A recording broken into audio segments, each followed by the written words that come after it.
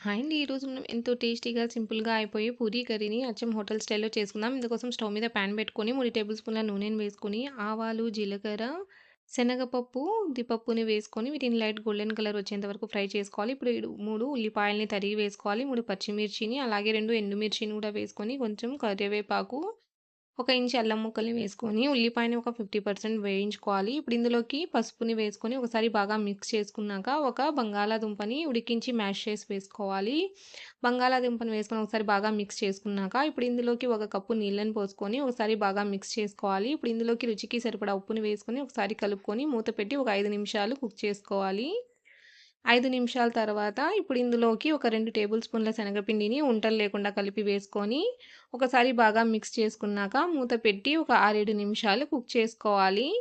ఇప్పుడు పైనుంచి కొద్దిగా కొత్తిమీరని వేసేసుకుంటే ఎంతో టేస్టీగా ఉండే hotel style Puri curry ready.